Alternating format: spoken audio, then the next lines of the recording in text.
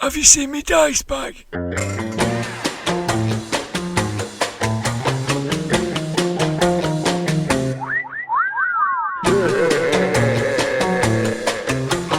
Grognard Files.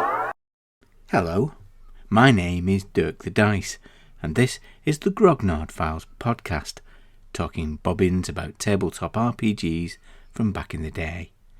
I'm coming live from my den here at Dirk Towers in Adlington, Chorley, in the UK. I'm completely and utterly surrounded by my stuff, mostly packed into boxes, my great library of RPGs and my Grognard Files. I've managed to unpack my ridiculous homemade shrine to the actor Caroline Munro. I'll just give it a tap. Oh, it's spun round to 1986, where she goes back to school as Carol Manning in Slaughter High, with an intriguing Anglo-American accent. Regular listeners will realise that I've moved house from Bolton to Adlington. It's only 2 miles down the road, but it's a world of difference. You can take Dirk out of Bolton, but you can't take Bolton out of Dirk. And if you're not a regular listener, well, welcome. And don't get distracted by my stupid voice. You'll get used to it, and before long, you'll be using this as a relaxation tape. This is a great description from iTunes of what we're trying to do on the podcast, in the form of a review by Dr. RPG himself, Ian Griffith. This podcast casts an eye over RPGs from their earliest days through to the modern day. Each show is themed and draws on the host's own experiences playing the systems back in the day, and presented in a round table format, conversational, warm and honest. There's a great deal of nostalgia in the show, which is unsurprising as the host's love of the hobby is deep and long-standing. But there's plenty for everyone here, as they offer insight on modern games. It's a great resource for folks coming from a purely modern games and wondering, how did we get here? Thanks for the review, Doc. He's a long-time listener and supporter, which proves that however long you've been listening, or wherever you are in the world, pop us a review and it'll make us very happy. We are that needy. Moving house has made me think about place and the effect it has on identity.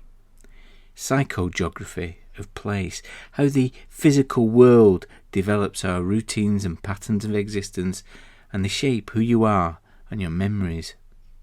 In this podcast, we'll be not looking at a game or a supplement or a magazine. We'll be revisiting the hallowed space we revered as young gamers. Games Workshop store. Games Workshop had many entities back in the day: distributor, importer, publisher, games design, and computer software developers, among others. But here we're concerned with its role as a retailer. We're also going to look at the earliest Citadel figures and reflect on the theme of the physical versus the virtual, the stuff on the tabletop and how that shapes our imagination, and the theatre of the mind. Like many grognards in the UK, I have a nostalgia for those early days of Games Workshop, and I make no apology for my longing to a pre-lapsarian time when things were small enough to be genuinely friendly and interpersonal. When I'm not playing games or making podcasts, I work in the world of customer service. Believe me, that magical interface that Games Workshop had with its customers back then is being sought out by every huge organisation following globalisation, digitalisation and automation. We use this ugly term, the customer experience, to try and capture and replicate that philosopher's stone that creates genuine delight to those that contact us.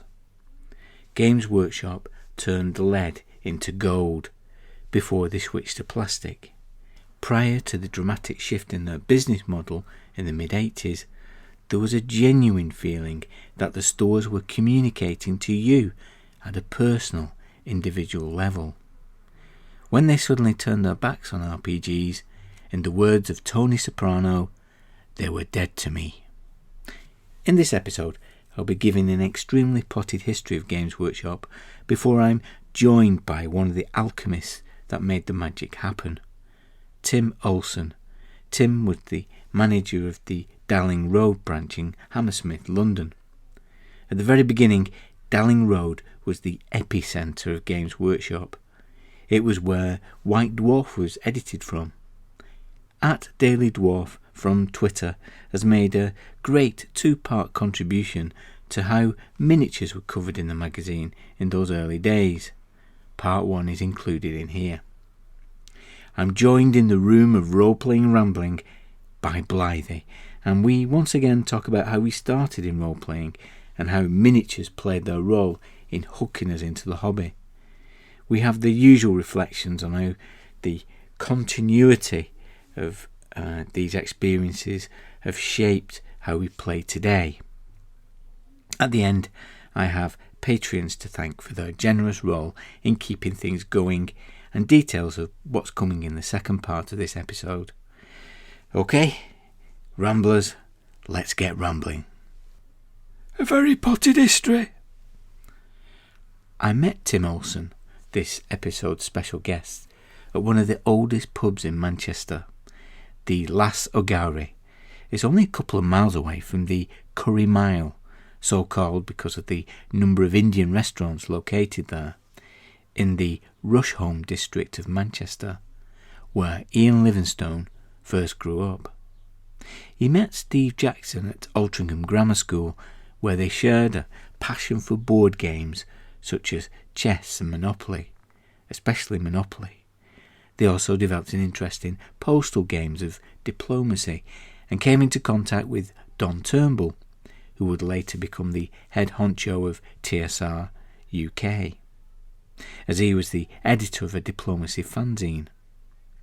After university, they got together again in London with their friend John Peake and shared a flat. In between working as wage slaves in thankless jobs, they dreamt up ways in which they could translate their passion for playing into a living.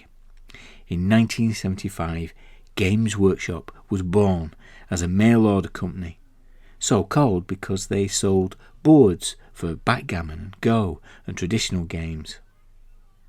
They also produced a games fanzine, The Owl and the Weasel, that somehow managed to find its way to Lake Geneva and into the hands of Gary Gygax, who at the time was in a similar position to them, trying to develop his love of games into a business. He sent them a copy of Dungeons and Dragons to them, and they struggled to grasp the rules initially, but straight away they knew that it was something special. They made an order for a handful of copies and secured the European distribution rights for 3 years. John Peake left them at this point as he was more interested in woodcraft of the traditional games. They also moved out of their flat when it became untenable, running down from the top floor of a 3rd floor flat to get to the phone in the house just as the landlord was hanging up on another customer. They decided to get a small office for their business rather than somewhere to live. They slept in the back of a van and joined the squash club so they could enjoy the 3 S's every morning: a shower, a shave and a short game of squash. Eventually they struck a deal with the estate agent landlord to swap their offices for a shop, so in April 1978 their first ever shop in Hammersmith, London was opened. They added other games to their portfolio, producing RuneQuest and Traveller, and new stores opened pretty soon after in Birmingham and Manchester. In 1981, they teamed up with Brian Ansell to help create Citadel Miniatures. They handed the management of the business to him. Together with Tom Kirby, he developed a vertically integrated model where they stopped selling other people's games to focus on their own. From the relative humble beginnings at the beginning of the decade, by the end of the 80s, there were 30 stores with an international presence and ready for a management buyout. I'm in Manchester. We're sitting on the banks of the Matlock in the world's first industrial city. And we can smell the effluent in the air as we drink a warm pint in the snug of the last Sagawi. But we're transporting ourselves hundreds of miles down the road to that there fancy London. We're going back in time too, as we're going to open the box on the very first Games Workshop store in Dalling Road, London. I'm joined by Tim Olsen, who is a manager of that branch. Hello, Tim. Well, hello, Dirk. Thank you for inviting me. It's a pleasure. So tell me, Tim, going back then, how did you get into role-playing? How did you get into the hobby? Well, let me tell you a story. Back in the late 70s, I had just moved back to England from the States, and my brother and I had been playing the role-playing games that were coming out. So we were playing the really early stuff, the really early box set of D&D, getting really into it. And he found out, remember, this is the time before the internet. You had to really look for things then. But he found out about this store in London, and he went down and just went straight to the guy and said, "Can I have a Saturday job, please?" And the guy behind the counter, a friend of mine called Colin Reynolds, just basically went, yeah, sure. Do you know anything about games? And so they chatted for a while about D&D. And about 3 months later, this is 1979, I thought I'd like to try that. So I went down to London, and my brother John introduced me to Colin, and I had a Saturday job when I was 20. Yeah. And unfortunately, Colin had to leave the company for a while because of health problems, and Ian and Steve said to me, "Would you like to take over the store while he's gone?" And I said I would love to, because at the time I was working as a stockman in an electronic supply company. Right. So I was basically being given shopping lists by engineers of resistors and transistors and diodes, and that was my job, filling those little bags every day. So I had a chance to get involved with something I loved, and I moved to London late 79. And just tell us about those early games then. So when you're back in the States, how did you manage to fathom out what to do with those that early box set of D&D? Because by all accounts it was impenetrable.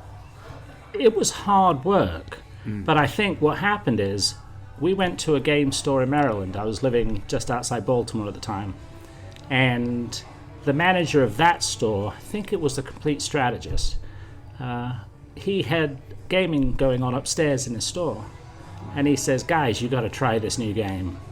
And so basically I think it was a case of us all working it out, and I think it was the acting part of the game that once you had down the basics, rolling the dice, everything about it, hit points, armor, everything like that, D&D was always just about telling a story and being a character.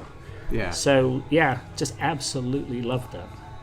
Yeah. So when you went down to London, so you mentioned Ian and Steve. So Ian Livingstone and Steve Jackson, were they very hands-on at the store then back in? Oh my gosh, when I went there in '79, this was before Fighting Fantasy had hit. Yeah. So their offices were upstairs in Dalling Road. Right. So basically, I had no office, and they did all of their work upstairs. And there was a small warehouse in North London, place Hythe Road, which any Games Workshop fan will recognise that address from all the mail orders that they were doing. But no, and I tell you, one of the reason I loved Games Workshop is Steve and Ian were friends more than bosses. Yeah. So like every Sunday we used to go to Regent's Park and play baseball, and Ian had a team called the Hot Rats, and Steve's team were the Sharks, and we had t-shirts made. But yeah, we all got to get Albie Fiore, who was one of the early designers, who sadly has passed now. Yeah, we just used to get together, all the girlfriends, and just play baseball and then go out for something to eat. It was that kind of relationship. Absolutely brilliant. And of course you've been playing lots of games as well with you at that time. Oh yeah, I mean, they used to hold games all the time. We would hold games at their house. we lived up in North London. To be honest, we lived in quite a few places. We lived in Fulham and then Shepherd's Bush, but we ended up in Kilburn. Mm-hmm. And a funny story about that, if I can tell this, Dirk. Yeah, of course. Funny story about that is my next door neighbour at the time was a fledgling artist just out of the Glasgow School of Art named Ian McCaig. And Ian and Duncan and Joe, who actually lived upstairs from us, we made friends with them, and they were looking for work. Now, Ian McCaig was fresh out of school. He was working for the Radio Times doing little illustrations, and Duncan was doing the same thing, book covers, small jobs. And so I asked Ian if he would design our first carrier bag. So any of the fans out there might remember the spaceman playing the Barbarian, the little chessboard. Yes, yeah. That was an Ian McCaig piece. And so over the years I lost touch with him until I saw his name on the credits for the film Hook. And then as the Star Wars prequels came out, Ian McCaig his name was all over the place, and he is like this superstar at Lucasfilm. Yeah. And I still keep in touch with him now, with his daughter Mishi and son Inigo. We still talk quite often. Yeah. And for me, as well as his contributions to White Dwarf, we would also try and copy the cover from Broadsword, Jethro Tull's album, which is one of my favourite of his illustrations. Well, Dirk, you're not alone. Again, one of the cool things is when Ian was doing the illustrations for Broadsword and the Beast, Ian Anderson, the lead singer of Jethro Tull, used to come along and do like sessions with Ian to get the design right, to get the band members on the inside fold on each corner, really hands-on. And so I actually got to meet him, which was a bit scary, because Jethro Tull was and is one of my all-time favourite bands from that period. And Ian had done a concept sketch for Beastie, which was the original title for the album, and he'd thrown it away. And I said to him, Ian, can I have that for my brother? He loves Jethro Tull more than me. And so Ian signed it from the bin to Tim, signed Ian McCaig. And it's like, that may be worth money now, but Johnny would never sell it. No. It's too personal. It's too cool. So at this time then, Ian Livingstone, of course, would have been editing White Dwarf. Did he do that from the Dalling Road? Yeah, all of that was done upstairs. The typesetting, the illustrations, everything upstairs. It was like a real hub of activity upstairs, because people would send in submissions. Customers would bring in their latest RuneQuest adventure or, Empire of the Petal Throne characters. They would bring in things hoping to get it published. It was exciting the first few years because it was all there, all at Dalling Road. So just describe to us the store and what we'd find there. If we went in the time machine and walked through the doors now, just describe what we would see in there. Well, basically it's down a little nondescript road in Hammersmith, a big glass-fronted building, just 2 stories, and you would walk in and the entire store was just games. And I'm talking about, I'm sure Steve and Ian used to actually hand make wooden games. The reason it's called Games Workshop is because they made chess sets and Go and backgammon in a little flat in Shepherd's Bush.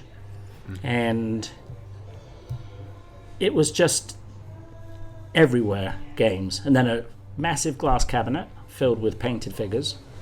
And then behind the counter, just hundreds of little drawers, which is how they sold the figures back then. Yes. So there was no blister packs. No. This was somebody came in and they were looking for elves. You gave them a tray of elves and they chose the ones they liked. Yeah.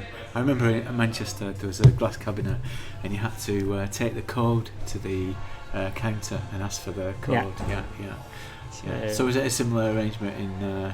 well, no, because the store was so small. Right. Basically, I would stand behind the counter, and quite a lot of the times, because remember this is early days, that we would have an incredible Saturday, but weekdays were quite slow. Yes. So a lot of the times it was just me downstairs, which was fine. So that's how I started painting figures. Right. because I was desperate to get our figures painted for the cabinet, and I didn't have enough artists bringing work in, so I had to teach myself. So that's why I refer to myself as a craftsman, not an artist, because I had to really work at it. Yeah. So, but yeah, then upstairs it was the offices. And Steve and Ian and Albie and I think 3 or 4 other guys all doing production. So always very busy upstairs. Yeah.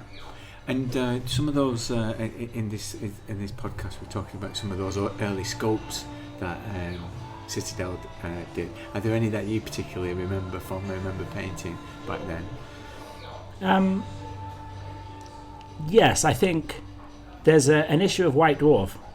One of my high points is I had a double-page spread in White Dwarf in an issue, I think it's in the 60s, 66 or 65, that featured my work from the cabinet. Right. And there was a giant holding a rock in his hand with a bear that stood alongside him. Yes, yeah. And I think that was probably my favourite figure to paint. That and dragons. So, yeah, really enjoyed it. Yeah.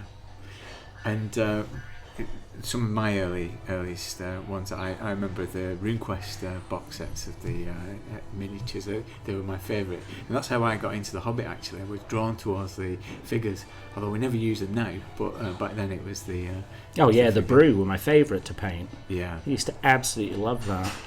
yeah, But it was one of those things where when customers entered the store, they were just like surrounded by things they loved. yeah. So they would come in and sometimes spend 2 or 3 hours talking about games, talking about figure painting. Yeah, it was just a really great place to hang out. And those people who came in, because obviously the hobby was fairly new, and I suppose over that period that you were working there, you saw it grow. Who were those early people? Where did they come from? They were either gamers who lived locally, or they were some of the school kids who went to some of the posh schools in the area. Right. So I had a friend called Ian Westbrook, well, still a friend, who came to work for me. He lived in Fulham, so he travelled in and out. But yeah, there were local schools where we had like the Saturday boys who would come and work, all that really into gaming. It was, they started as employees and ended up as friends. And I think that early days of Games Workshop, that was the strength. And we should also thank Ian, because Ian was the matchmaker who brought us together, wasn't he? So thank you, Ian, for that. Yeah, he rocks. So over that period then, so how long were you working for then, Tim? It was from 1979 until 1991. Right, okay. So you've seen a big change in the company in that time. So just talk us through how you saw it change from that kind of cottage industry to what it became at the end of the 80s. Okay. Like I said, when I started in 79, it was the single store. Yeah. Over the next few years, they ended up opening, I think, 5 stores in total. It was still quite a small growth. And then Fighting Fantasy came out. Yeah. So there was a lot of money, because Steve and Ian made a lot of money off those, invested quite a bit of it back into Games Workshop. So they continued to grow. So in 1985, I moved to Manchester and took over as head of retail. So the 5 stores were mine to run. So I used to travel around the country, going to the different stores, sitting in on games, doing painting, which was great. And then in 1986, Tom Kirby, who at the time was a financial director, I think he's still with them, but he has a different title now. But he came up to Manchester with Brian Ansell, because Brian Ansell, who is the just uber being from Citadel, who was probably the most creative person I've ever met in my life, and also one of the friendliest. He came up and they sat down, took me out for lunch, and said, "We want to open up in the US. Would you like to go?" And because I'm a dual national, because I have both passports and always have, it was an easy option, because I could go back to the States and start working straight away. Right. So in 86 I went and we opened our first store in Baltimore. And then I was with them for another 5 years before I moved on and went to write for a company called Task Force Games, who do Starfleet battles. Oh, right. Yeah. So it's interesting you describe Brian Ansel in that way, because obviously us role players always kind of portray him in our imagination as some kind of enemy because of the move towards Warhammer and squeezing out of role playing. So it's quite interesting to hear him described in that way. I think because I have such a love for figures. Yes. I mean, let me tell you a story about the early days, because you asked me earlier about like any favourite sculpts that I had. The Perry twins used to come down to London all the time to show figures to Steve and Ian. Yeah. And it was funny because at the beginning there were these two little shy twins who used to come down with matchboxes and open them up, and there'd be the little greens inside the original sculptures. And we made friends. They used to come and stay at our place when they were down in London.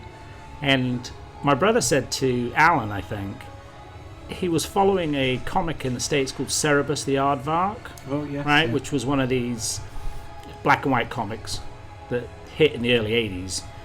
And he asked him if he would do a Cerebus the Aardvark figure for him. Right. And they said, sure. So the next time they came down, they had a green of the Aardvark. And I said, I'd just seen Raiders of the Lost Ark. And I went, how about doing an Indiana Aardvark with a whip? And it was so close back then that it was like, sure, I'll do that for you. Yeah. But I think I've always just loved figures and painting figures. Even now, I'll go into a games workshop, and although I haven't played Warhammer in quite a few years, I can walk around a store for 2 hours just looking at the just brilliance and artistry that these sculptors have to do these figures. Although I have to be honest, it's a bit annoying because whenever I go in, they always approach me and say, so what army unit are you painting today? Is this your first one? Yeah. I'm like, no. Yeah. let me tell you a story. Let me tell you a story, yeah. Brilliant. So,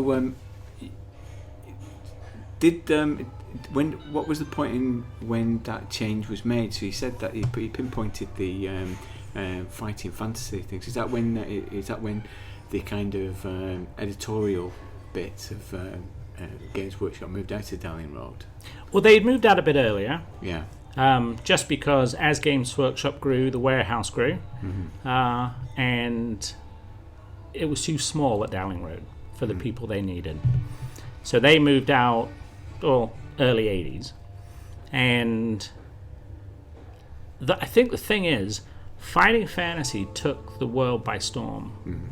And I mean, even now they're just doing reissues of all the classics. You know, it's still a big thing because new audiences are finding it. Yeah, and I believe Ian Livingstone's writing a new one. That's correct. Yeah.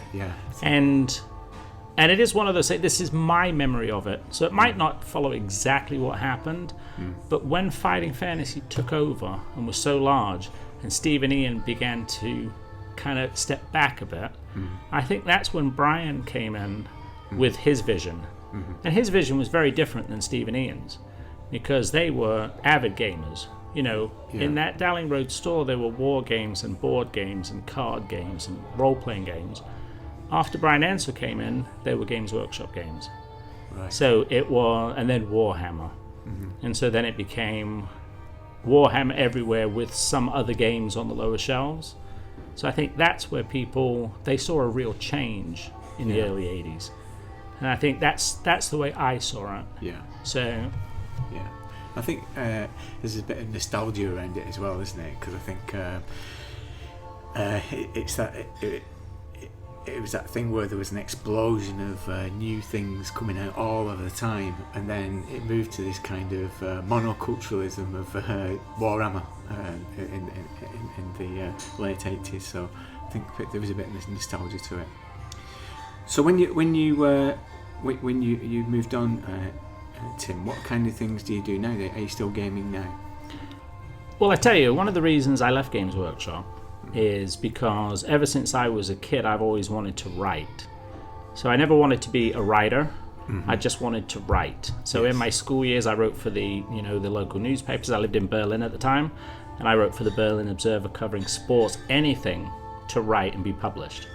And I had the opportunity with Task Force Games, the Starfleet Battles people, to write their role-playing game for Starfleet Battles called Prime Directive, which came out in the early 90s. And it was a chance, although I still love the figures and still painted, it was something I had always dreamt of doing. So for 5 years I had the job where my business card said writer, and it was like, this is where I wanted to be. Yes. So, and that was the reason I left. Yeah. So, and I think you talk about nostalgia, I think a lot of people, they look back at a time in their life and it's like they look at it through rose-colored glasses, but I don't. It really was that good in the beginning. Yeah. It really was that close. But I think it's like anything, the larger it gets, the more fragmented you get. Yes. So I can't blame anyone for it because it became a worldwide institution. Yes. But back in the day, when there was just the one store, it was nirvana for gamers. Well, thanks for that, Tim. And we're going to come back, and I've got a table here with, I'm going to call it the Anecdotometer, and you're going to give us 5 choice anecdotes when I roll on a D20. So until then, thanks a lot. Well, thank you very much, Dirk. The White Dwarf. Small but perfectly formed. Miniatures in White Dwarf. Okay, so these days White Dwarf magazine is all about miniatures, or minis, as I believe the kids call them. But what about back in the dim and distant past, during those heady days when White Dwarf was, whisper it, still an RPG magazine? Well, it turns out that when you look back, miniatures have always been a key feature of White Dwarf magazine. Collecting them, painting them, and yes, gaming with them. And when you think about it, it's not really so surprising.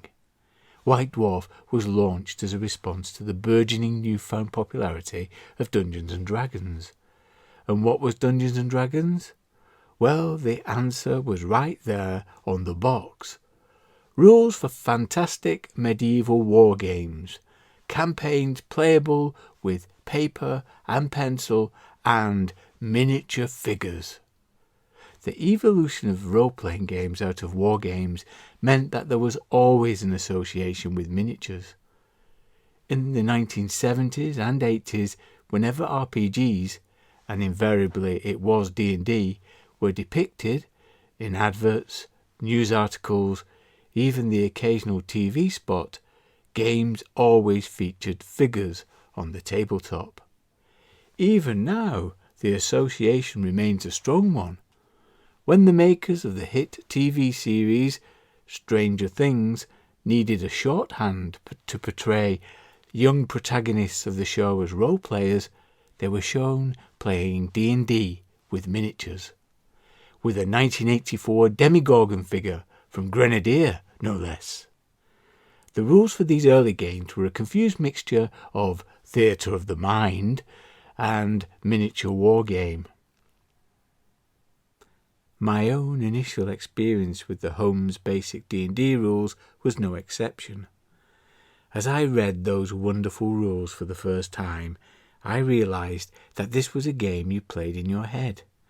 But at the same time, miniatures were somehow a required part of the experience. It was right there on page 5 in the second paragraph of the introduction. It is possible for the characters of each player to be represented by miniature-led figures.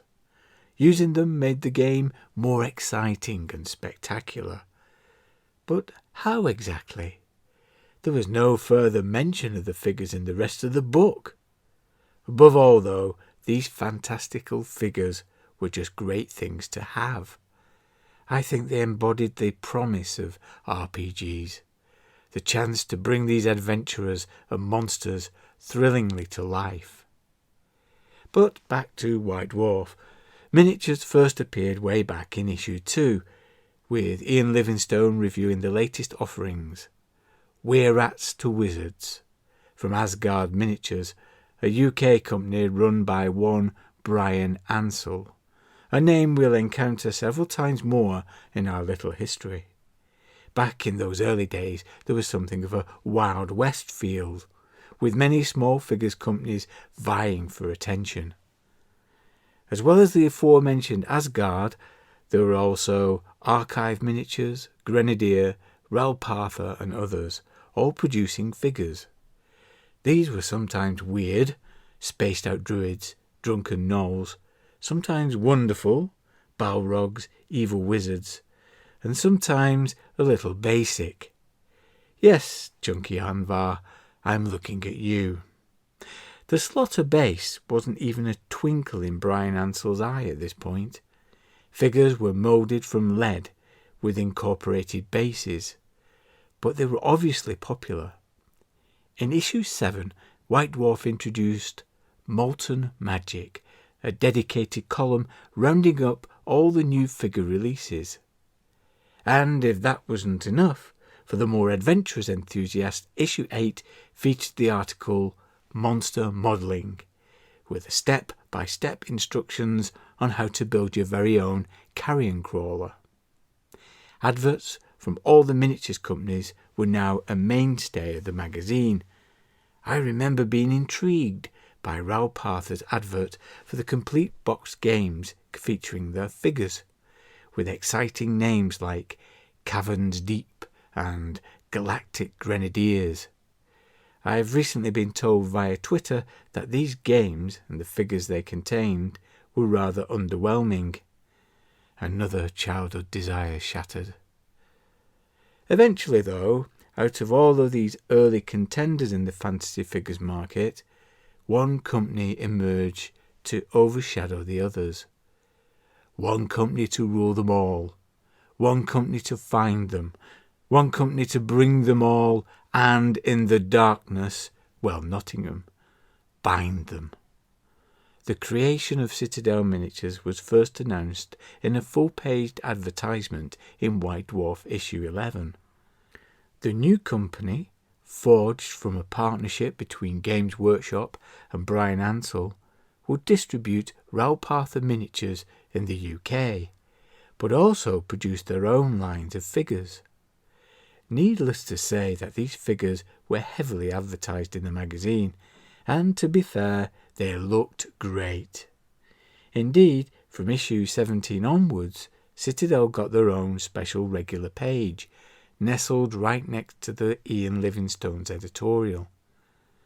A number of these Citadel pages are firmly lodged in my memory.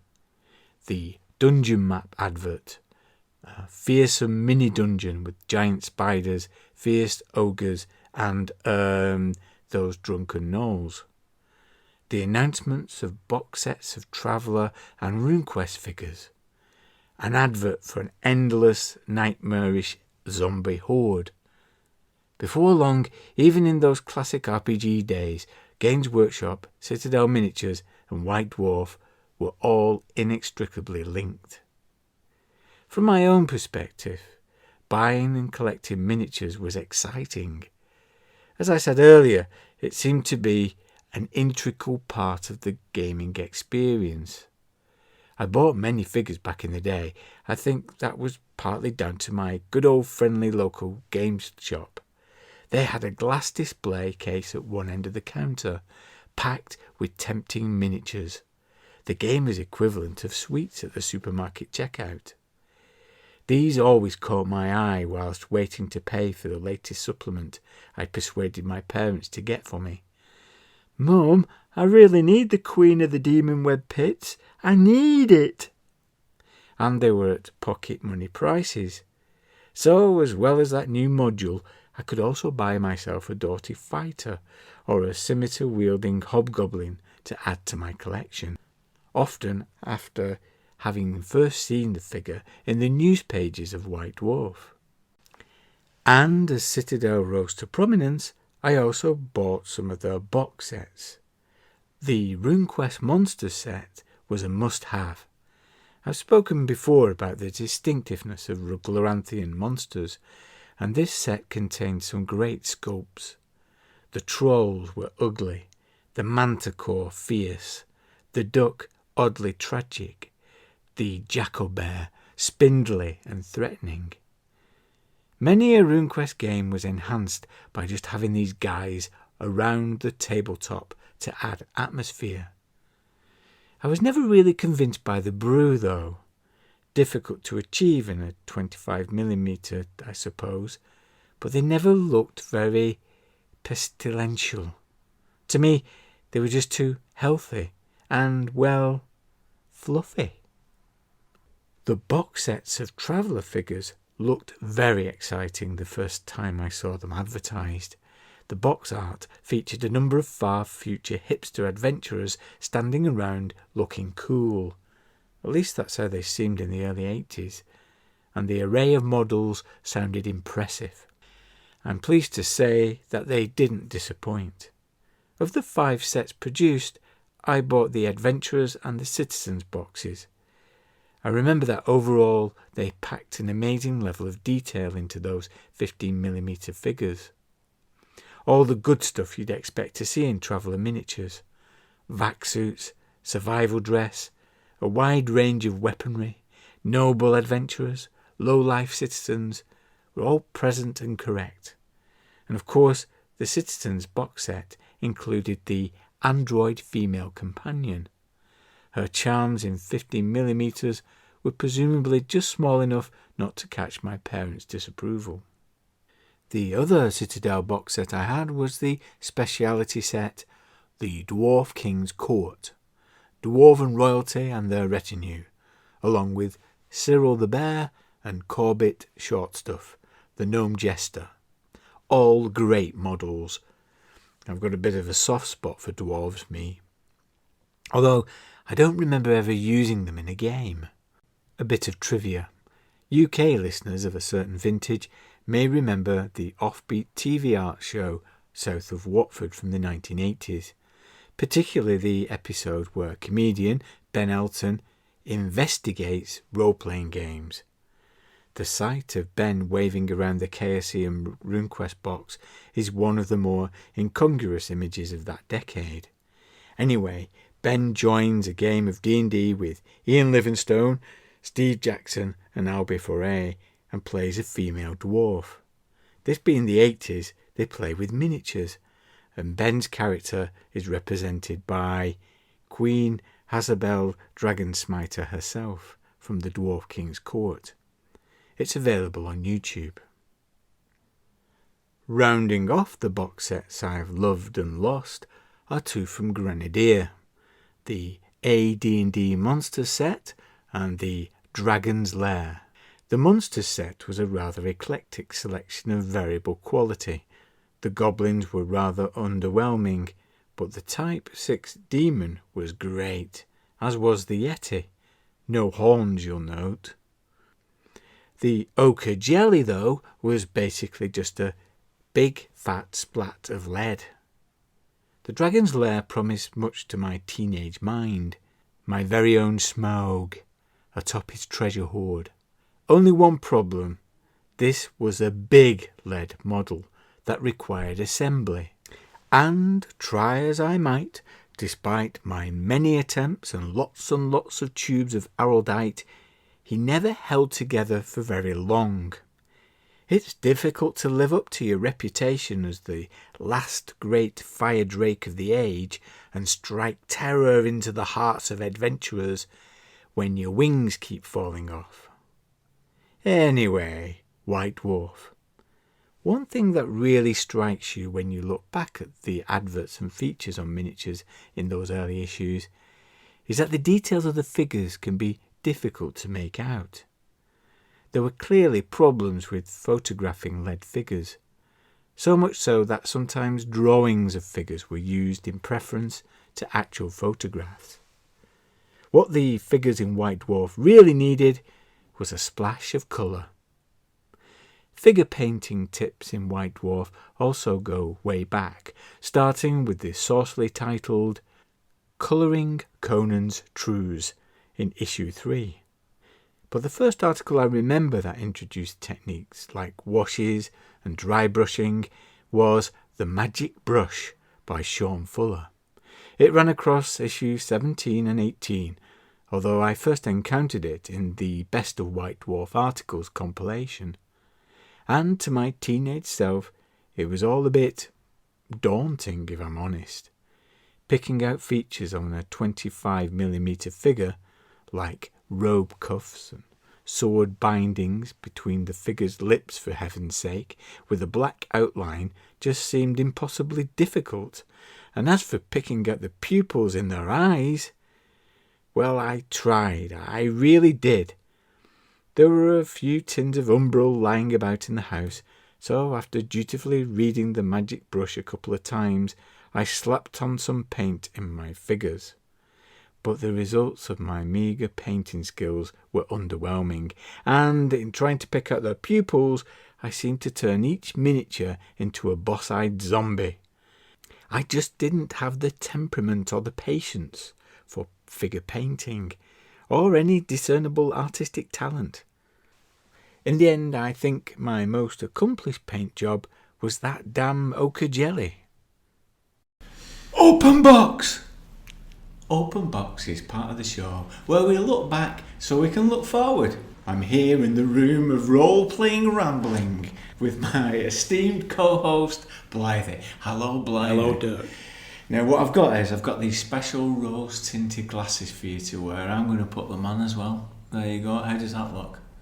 Rose tinted. It looks brilliant, doesn't it?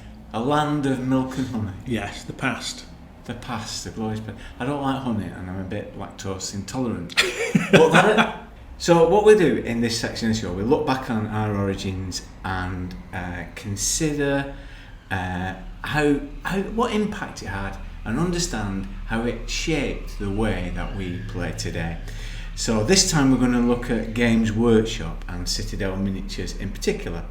We're going to look at now and how role-playing paraphernalia, how we use that and how that shapes our game.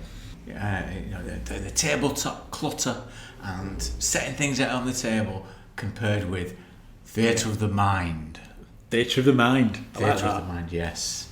Okay, let's start at the beginning because we never tire of telling our story, do we, of how we got started, because during this podcast... Well, no, because we're middle-aged men. We never tire of talking about our past. Yeah. Because that's all we've got to look for. In the world, there's a Likely Lads theme tune. That's all we've got to look forward to, isn't it? The past is all we've got to look forward to. This is where Citadel miniatures come in because they were the thing that lured us in, wasn't it? Well, they were, yeah, because we would go to the toy shop, wouldn't we, in Bolton? We must have been about 12.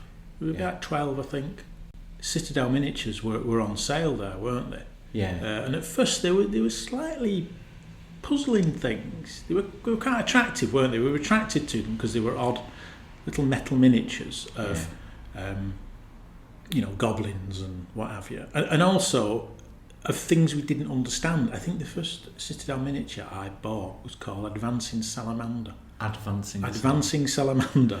Yeah. And it was a salamander with a sword and a shield, I think. And we had to look it up in an encyclopedia. What's a salamander? You know? And it was a salamander with a lizard. It still didn't make much sense because it's a lizard with a sword and a shield. What's this for? What's its purpose? Because everything else, of course, that you bought. So you would buy, if you bought toy soldiers or Star Wars figures, it was a figure of something that made sense. It's plastic Han Solo, but Advancing Salamander, what was that? So these curious little things in little bags, they were like a puzzle to be unlocked, and they used to be stored, didn't they, near the paint? Because at that time, if you remember, I had this great idea that I was going to make a film of Nemesis the Warlock. And I was scratch building. You were going to buy a cine camera at 50p a month for the rest of your natural life. From my mum's catalogue. Littlewood's catalogue, wasn't it? You'd still be paying for it now if you'd done it. And I had this idea that I'd build the Blitz Spear, scratch build it, and I used to go, and then we got distracted by these figures, didn't we? And we looked at them. Thankfully, we were distracted by something slightly more plausible. But they were curious little items, and like you said, they had strange names. And I think next time we'll look at some of those figures in a bit more detail. And the odd thing was that they weren't near Well, I say odd. It wasn't odd because I don't think the ladies in the games in Boyd Elves Toys knew what role-playing games were, and I don't think they knew what Citadel miniatures were for. But they weren't near the games, were they? So, No. you know, role-playing games themselves were sort of rammed in with other board games. So RuneQuest was, you know, sandwiched between Panzer Tank Commander and the Battle of Gettysburg, wasn't it? Yeah. And Citadel miniatures weren't anywhere near the games. No. So you didn't make a connection that they were for games. That didn't enter our head. And the packaging of Citadel, the little packets, again, there was no, it didn't say for use with D&D or for use with something. As far as I can remember, it didn't say that. It didn't, no. It just says Citadel miniatures and that little tower logo that they had. But there was no connection between the two things. So they were mysterious. And I think we bought them. We started collecting them, didn't we, for probably a good 6 months or so before we got into role-playing games. Yeah, Could have even been a bit longer. It was the box sets, wasn't it, of RuneQuest box sets that allowed us to make the connection between this game called RuneQuest and these figures, and then making the connection that maybe all these figures were for these kind of games. Yes. Yeah, and it made sense. But up to that point, no, that was part of the attraction in a way. Yes. They seemed like they were like toys, but not like toys. It was like being slightly more grown up. Oh, they're not toys, they're collectibles. There's a collectible thing, isn't it, this advancing salamander? You know, and it never crossed our mind to paint them. No. We never for a second did we think you were supposed to paint them. They were just like it's like the idea that they were silver metal figures was in its own right was what we were after. I don't know, strange thing, but yeah, we didn't make that connection. When we eventually did start playing the games and making that connection, what we did was, what struck us immediately about these games was that it was a game without a board. Yeah. So we did the best we could to create a board. I mean, maybe that wouldn't be such a strange concept to people who were into traditional wargaming, would it? No. Thinking about it now, it wouldn't be a strange concept. So if you were into wargaming and you made your little, bombed out houses and had your little soldiers and your hills and your lichen trees and all that kind of thing, I suppose that's what they're used to. But again, from our point of view, because we weren't from a wargaming background, we weren't really even from a gaming background, were we? No. I mean, we weren't really into games. No. We were burgeoning filmmakers. We wanted to make... We didn't have a camera. And I suppose that's what, without being too pretentious about it, that's kind of what RuneQuest, that first role allowed us to do, didn't it? It allowed us to make a film in your head. And Games Workshop at the time used to furnish you with all kinds of material to create a board, didn't they? So the dungeon floor plans, we collected those. The dungeon floor plans, Those pads, you had to have wilderness hex sheets. You did. And squares for your dungeon planning. That was the rule. Yeah, you couldn't apparently. Yeah. You couldn't possibly. The wilderness was hexes and dungeons was squares. Couldn't do it the other way. Couldn't do it any other way. It wasn't allowed. It wasn't right, was it? Drawing right. No. Couldn't have a hexagonal dungeon. And there's traveller pads as well. Yeah, the starship floor plans. Yeah. I remember piecing those together and building a really big. You used to do that, didn't you? And we really got into that, didn't we? Because we started collecting the figures even more so then, once we knew what they were for. And we got the box sets. I got box sets of RuneQuest, and I remember getting all the box sets of the Traveller miniatures for Christmas one year. The whole lot. I think we've spoken about those, haven't we? They were key to us understanding the game, weren't they? And then painting them as well. We got into painting them and everything. But we had a lot of time in those days. Yeah. I'm not sure I've got the time now. No. Yeah, and I think that's true, isn't it? When I think about it now, and I think about the thought of painting miniatures, it's that commitment of time, and it's that model making impulse that I just don't think I have. I don't think I've got the patience or the diligence to kind of sit there producing these models, and I think that I look at what people do, and I am impressed by them. There is a lot of impressive stuff out there now that you just... I mean, I was a bit more into it than you, I think, painting miniatures, if I remember. And I used to think I was quite good at it until until I've seen some of the stuff on the internet. I'm a bit rubbish, actually. Yeah. I'm not very good at it at all. Yeah. But I think you're right. The thing now, certainly now, the idea of sitting there painting miniatures, I just don't have the time. It would mean less time gaming and less time preparing for games when I'm games mastering. Yeah. And I'm not sure I'm really prepared to do that. Where you spent the time doing the figures, my thing was drawing the plans. Yes, drawing the plans and getting graph paper. And I think I've told this story many times that when we got Apple Lane, it said that you required butcher paper to draw the plans of Grindle's pawn shop on. I didn't know what butcher paper was. I thought it was some kind of fantasy term. You were going to get butchered. You were going to get butchered. Frequently we did. Yeah, you were going to get butchered. And that's what it's for. It's not to do with butchers. No, it's just brown paper. It turns out, but nobody knew what this was. What, the wrap me sausage, is it? Yeah. Is that how it is? That is it. Yeah. And it's available in craft shops, but I didn't know at that time. They didn't have craft shops in those days. It was the 80s. It was a ridiculous concept. There was no such thing as a craft shop in the 80s, was it? If there was, they were few and far between. You didn't have hobby craft and places like that. No, craft beers. Yeah. It's a bit like sticky back plastic, wasn't it? Yeah. It was a bit like one of those things that, just to digress, Blue Peter, they'd say, get some sticky back plastic and get some of this and get some of that. And you think, where do I get this from? Yeah, they always said craft shops. Where were these craft shops? There were none in Bolton. I know it's a bit of a backwater, but there were none in Bolton, to my memory. You had W.H. Smith's, that's all you had.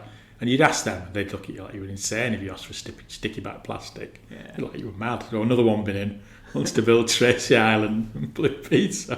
When I look at it now, and look, there was a break, wasn't there? There was a break that we made with miniatures, that we just stopped using them completely. Yeah, we did.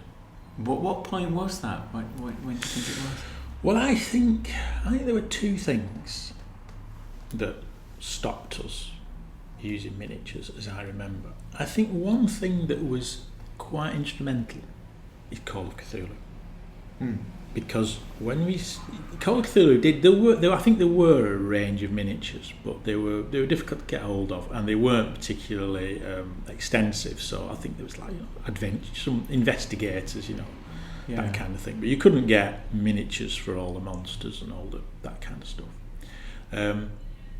And I think when we started playing Call of Cthulhu, we just played it without miniatures, and realised that you could play it without miniatures perfectly successfully, perfectly enjoyably, and it didn't detract from anything.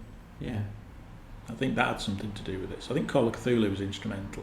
And I think the other thing was, for me anyway, it was the constant sense of compromise using miniatures and dungeon floor plans. So you never had 6 zombies. You had 3 zombies, and you had to use a wolf and a giant spider or something like that, and something else. And you'd go, oh no, I haven't got 6 zombies, or I haven't got 7 hobgoblins. So 4 hobgoblins, a dire wolf, and let's just use this treasure chest here. And you sort of thought that the purpose of dungeon floor plans and figures was to bring it alive, but it actually did the opposite. It detracted from it, because you were fighting a treasure chest, or you were fighting the dire wolf when it should have been a hobgoblin. Yeah, very, very much so. And I think I agree with you. I think Call of Cthulhu was probably part of it, but I think it was earlier than that. I think there were points, weren't there, where we realised that we weren't referring to what was on the table. Yes, that's true. We got carried away with the combat, for example, and realised that several rounds had passed and we hadn't moved a figure, we hadn't moved a miniature, we hadn't moved anything. Yeah. So you only think, what are we bothering for? Yeah. I think it comes down to that thing, isn't it? That it is that dichotomy between miniatures and the tabletop and the theatre of the mind, because it is theatre of the mind. Yes, it's quite different, isn't it?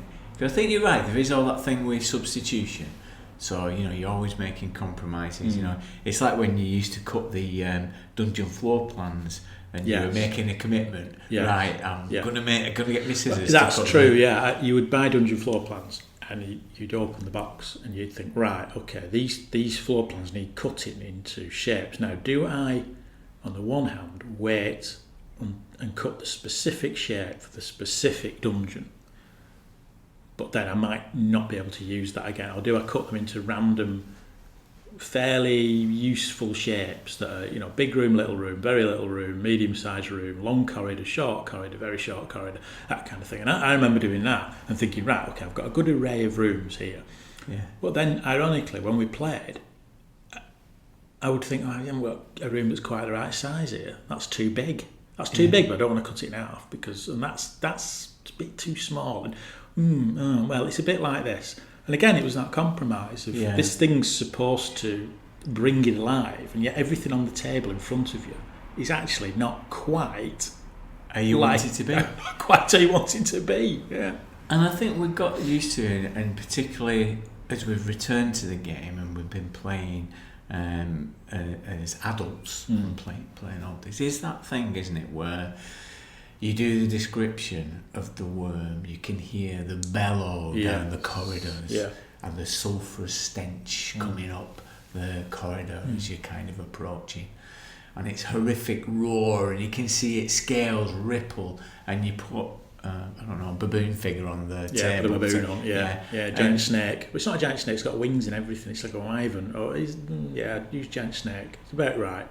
Yeah. So it kind of miniaturises it and brings it down, and I think Eddie always says this, doesn't he, when we do it with Cthulhu, it kind of takes you out of the moment and back into the reality. So things that are in your head disappear almost, where you become overly fastidious about your positioning on the table.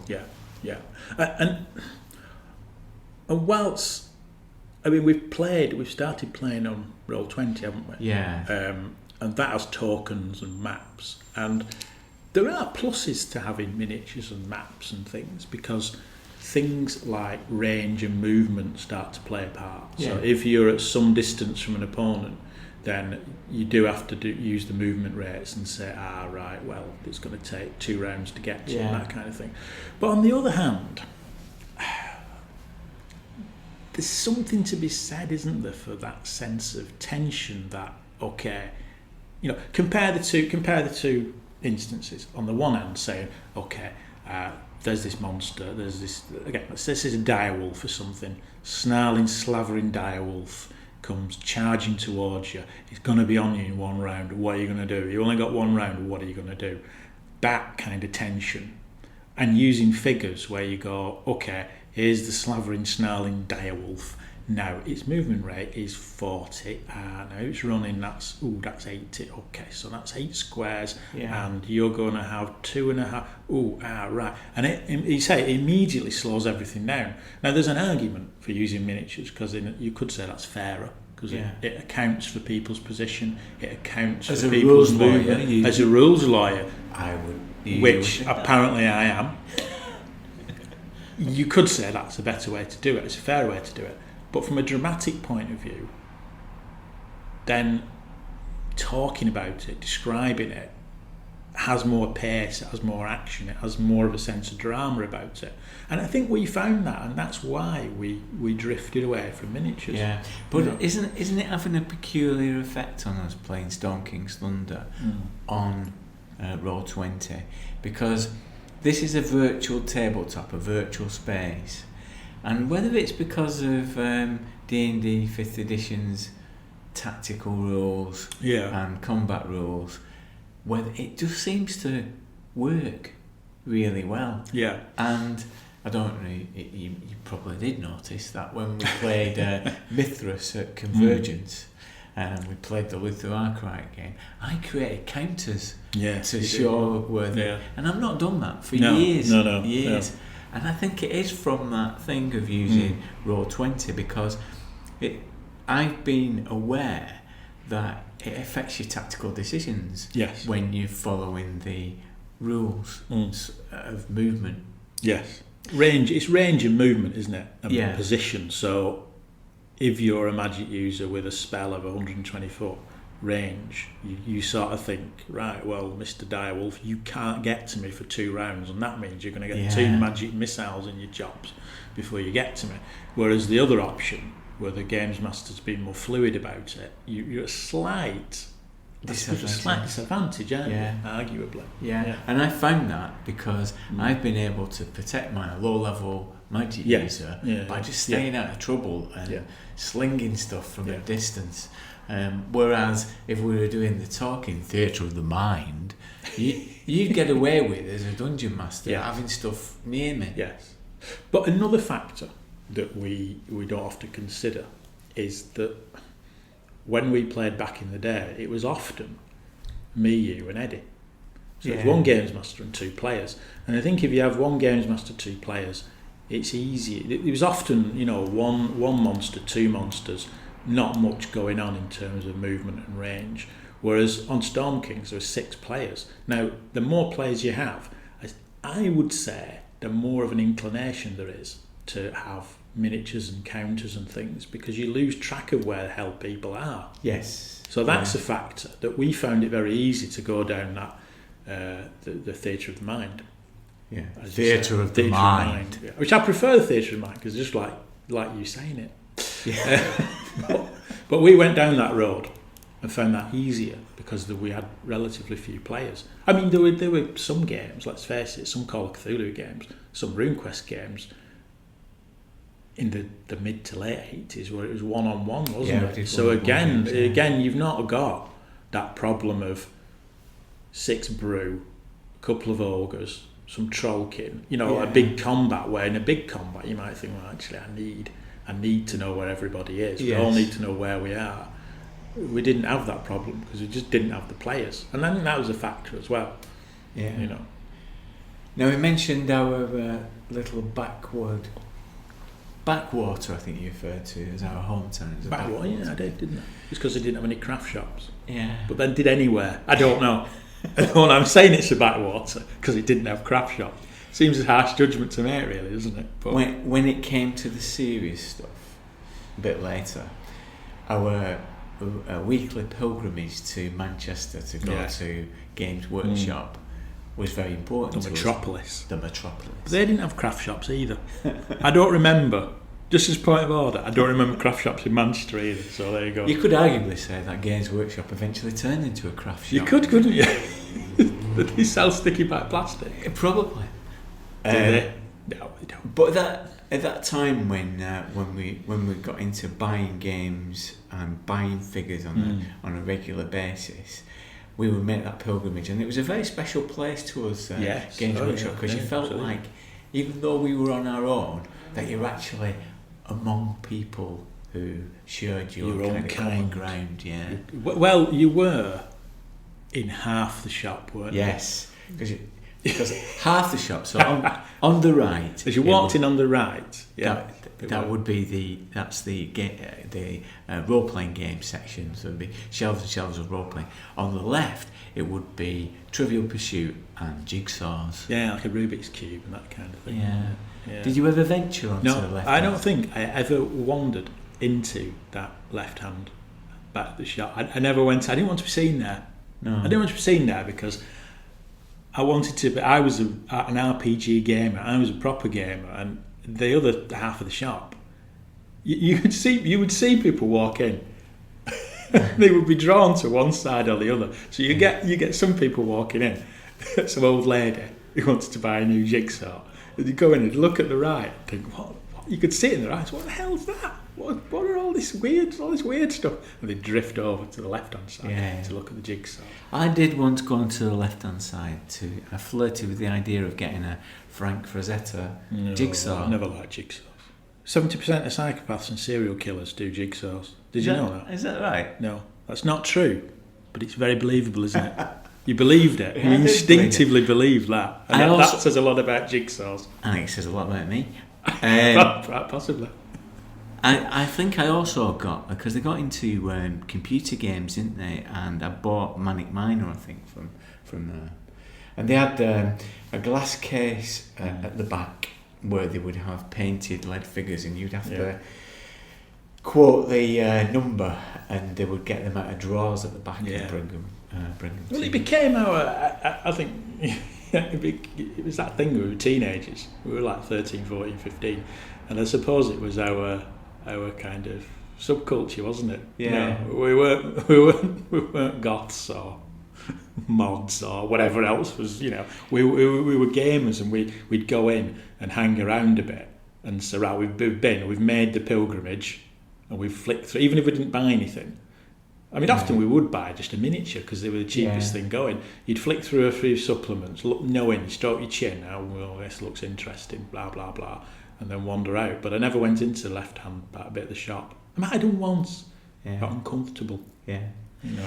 So, because it was so formative to our identity as a space, do you think that's why it hurts people so much that it changed its business model? Yeah. And kind of left that behind, Yes. and became more of a model shop, a craft shop, if you like. Yeah, that also sold games. Do you think that? I think that had something to do with it. I mean, it's an interesting thing, isn't it, that this all happened before the internet, obviously, and so for us, Games Workshop was the gateway, was the conduit, was whatever you want to call it, for role-playing games, wasn't it? And when they stopped selling them, it felt, and this probably sounds preposterous, but it wouldn't be the first time in this podcast that I've said a preposterous thing, so I'll go with it. Yeah. It felt a bit like role-playing was over. It felt a bit like role-playing's dead, and it's been taken over by tabletop gaming, and that's what everyone wants to do. And it felt like, role-playing games sort of dying out. And of course it wasn't. There was a whole indie game explosion. There were loads of games, actually. Of course there were. But without the internet, and I think, very, very importantly, we didn't really know any other gamers. No. We weren't part of a group. We weren't in contact with other gamers. And if we were, we might have realised that actually role-playing games were alive and well. But it did feel like, is it too strong a word to say betrayal? Yeah. It felt like, it's ridiculous now as grown men, but at the time, but when you were about 16, 17, it felt a little bit like a betrayal that Games Workshop, that had presented to us all this wonderful stuff that we loved, that we really loved, had suddenly said, do you know what? That stuff you love is a load of rubbish, and we're going to replace it with models and tabletop wargaming. Yeah. Which is, whichever way you look at it, isn't role-playing. Yeah.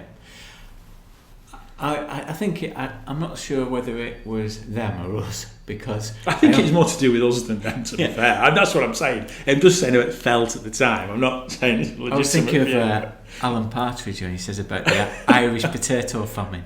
You know, it's the price you pay if you're a fussy eater. Yes, we did get all our games from one source, didn't we? Yes, we did. Absolutely, and all our information from White Dwarf. And that was our mistake, really. Yeah. But we didn't have a wider net, did we? We didn't know anybody. Yeah. Or, if we'd gone to some kind of games club, where there were several other people, maybe some older people, they might have said, oh, there's this, there's that, there's the other. But you couldn't go onto the internet and go. Type in new RPGs or something like that and just find it wasn't like that then. So thinking about it now then, how do you get your stuff? How do you buy your stuff? On the internet. On the internet, yeah. Because you like the PDF, don't you? You're a PDF user, aren't you? Well, I'm a bit weird. I like. Really? Yeah. Hard that is to believe. I am a bit weird. I quite like buying the book and the PDF. I don't. It doesn't feel right. If it's a scenario or a campaign, PDF fine. Don't have a problem because that feels slightly more disposable. You might run an adventure once or twice and that's it.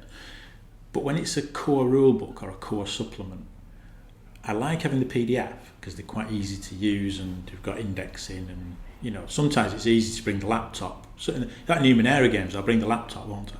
Yeah. And have all the books on the laptop. It's easy than lugging them around. Yeah. But I have got all the books. Yeah. I do like the books because sometimes it's nice to just flick through the book and have a browse and like Monster Manual, flick through it and pick a monster that you're going to use is easier than looking at a PDF, I think. Yeah. It's interesting you say that because I find that I'm at a complete loss when I go into a game shop. I don't know what to do. I honestly don't know. I'm not talking about Games Workshop, because you walk into a Games Workshop now, you've got 90% chance of being called buddy. Yeah.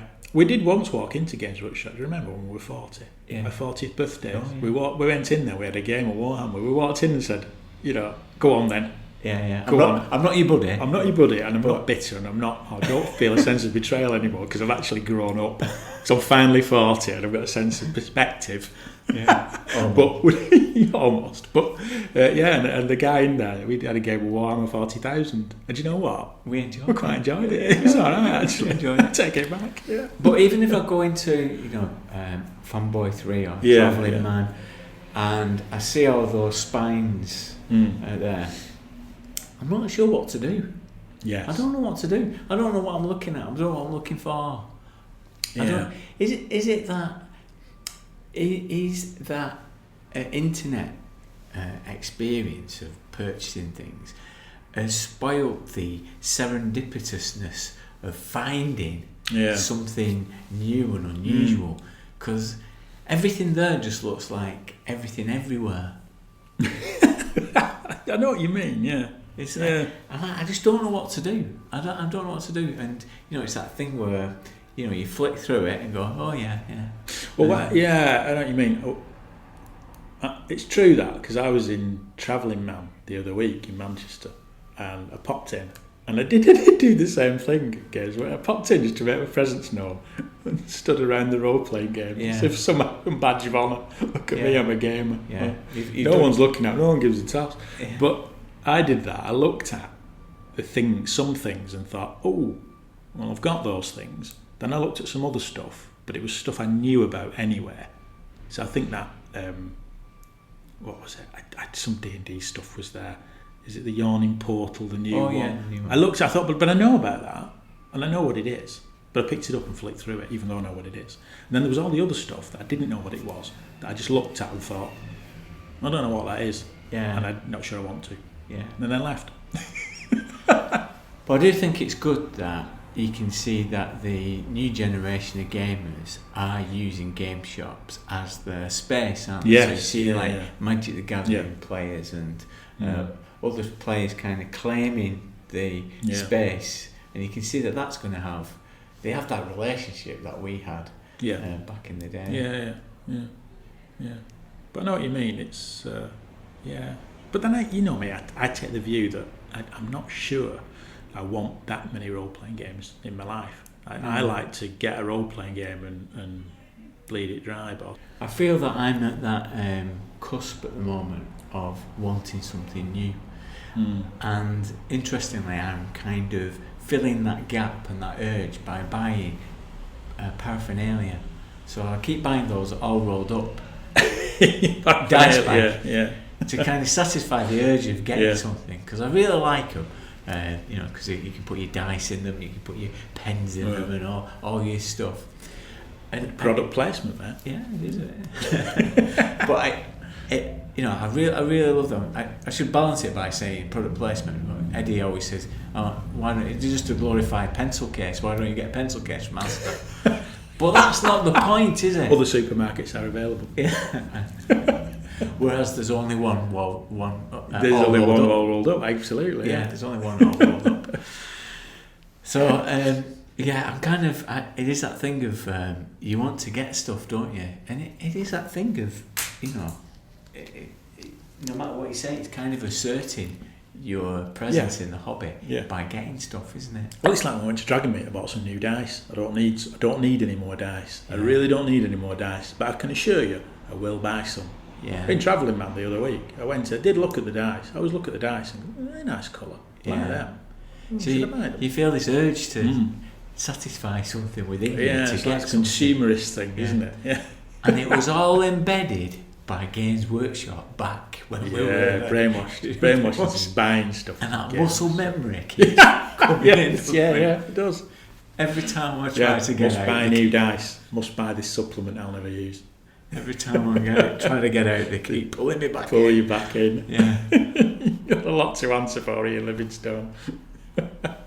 Anyway, I think we'll leave that. I've got this great idea for a film based on Nemesis the Warlock. I think the time's come, so... you could make that on your phone now, couldn't you? Of course. Times have changed. Yeah, so I'm going to make it. I think you should. Okay. An action man and wrap him in silver paper. I think that was the plan, that was my plan, yeah. Yeah, make a conical silver paper hat and stick it on an action man, wrap him in silver paper so they look like Nemesis. Because he was all silver, wasn't he? Yeah. Stop motion animation. I think also I was going to take the hind legs off my sister's Barbie doll and stick them onto the action man. So, because he's got like hooves, doesn't he? Oh, yeah, doesn't he? Yeah. And it all worked out. It could have been. But what did we do? It could have been. It could still be brilliant. It could still happen, couldn't it? Yeah. Are there any filmmakers out there who want to Nemesis the Warlock, the movie? It's got a target audience of at least me and you. Yeah. If no one else. It could go down as like Jodorowsky's Dune as the great unmade film. Anyway, until next time. See you later, Blythy. Goodbye. There isn't another bit. I know I'm not alone in my love of those early Games Workshop stores. We'll all have our stories of those game shops and the influence they had on our formative years. I'd love to collect your stories for a special postbag next time. Stories like this one from Steve Rumney. Like the Armchair Adventurers, I hail from the northwest of England, but from an even northier and westier place, as I lived in a smallish town in the Cumbrian coast called Whitehaven. In October 1984, one of the job centre's cards was advertising a clerical officer job at the Home Office in that there London. I didn't hold any misconceptions about my chances. They aren't really looking for me, I told myself, but if I can at least get an interview in London at the taxpayer's expense, I could get there early enough. I might get a visit to Games Workshop on 1 Dalling Road, Hammersmith. So I applied, and my handwriting must have been neat because I got an interview, and quickly too. So I was bathed, combed and smartly shod in my best only suit and a good raincoat, and standing on Carlisle station waiting for a train to London. I got to Euston at about midday, and my interview was at 3:30, so I knew I had to be a bit sharpish. I had to squeeze in a trip from Euston to Ravenscourt Park in Goode Street and still have time for some major browsing. So I got to Ravenscourt Park in good time and immediately got lost. The thing is that the easiest way to go from the tube station to Dalling Road is to go by the station's back entrance. Otherwise you have to ask the locals, and I don't think any of them had heard of Games, let alone Games Workshop. It took me nigh on half an hour to get from the tube station to the shop, all because some West Londoner didn't want to admit that he didn't know something. Anyway, I found the shop. There it was. The only comparison I can make to how it felt is, well, imagine yourself a mad Beatles fan and you just happen across the Cavern Club in Liverpool. That shop was that important to UK gamers. It was the homeland of the hobby. I was incredibly excited. I was excited by the posters and banners in the windows. I was excited by the display of painted minis. I was excited by the rows and racks of rulebooks, adventures and magazines laid out like a trendy second-hand record shop. I was excited by the exciting and inviting looking boxes arranged around the walls. I was excited by the little huddles of gamers talking to each other in hushed tones. Sophisticated seeming London gamers, more experienced than me and more knowledgeable than me about game shop etiquette. As excited as I was on that first visit though, it was not really the memory that stands out the most. What really impressed me about the shop, and continued to impress me over subsequent years, is how light and open the interior seemed. 2 enormous windows at the front of the shop meant that there was none of the dark teenager bedroominess that seems to inflict most other hobby shops. It must have been a pleasure to work in. Anyway, I was there with not nearly enough money to my liking, and I had to choose something so I could get that all-important Games Workshop carrier bag. A PVC badge of honour, if you will. I settled on Star Trek Starship Duel Set 2 as it was cheap, only $4.95. I still have it tucked away somewhere in my top landing, but I've never played it, even though I read the rules loads of times.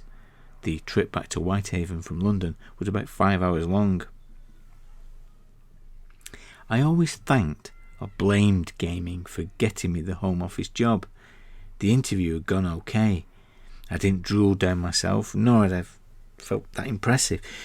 I just got past the "do you have any questions for us" stage when the interviewers noticed my bag and asked me about it.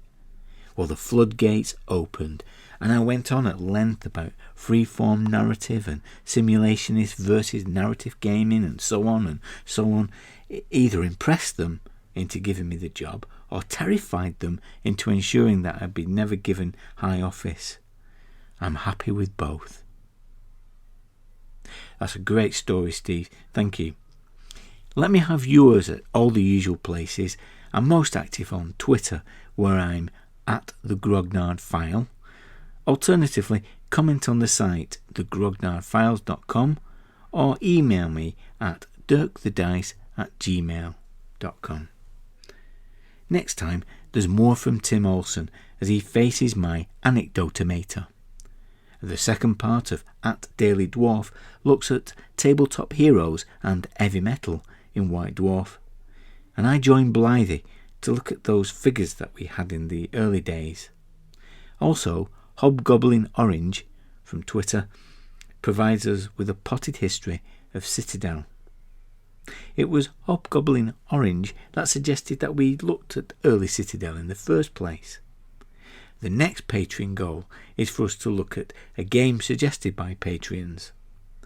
The podcast will always be free, but generous support from Patreons covers the overheads and helps us to seek out additional content and supports our other projects. We'll be doing another fanzine this year, and tickets for Grogmeet 2017 will be released to patrons first at the end of this month. There's also an infrequent newsletter and online games available for patrons too. You can find out more at the site.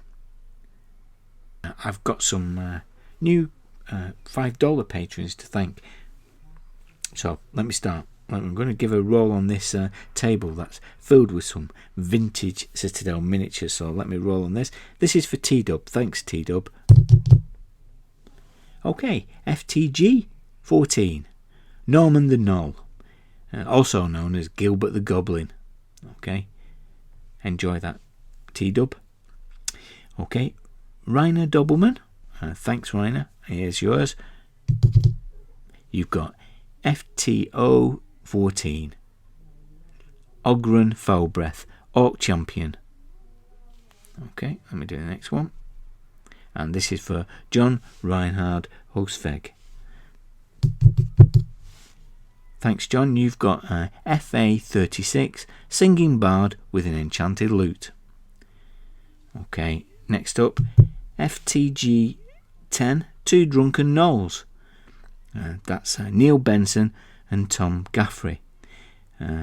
Thanks, you two. They were also players at the Luther Arkwright game at Convergence. I had a great time. It was a varied, intense adventure with engaged and fun players. Thanks, guys. So, thanks for all your support. Please subscribe, review, and spread the word. Well, until next time, adios, amigos.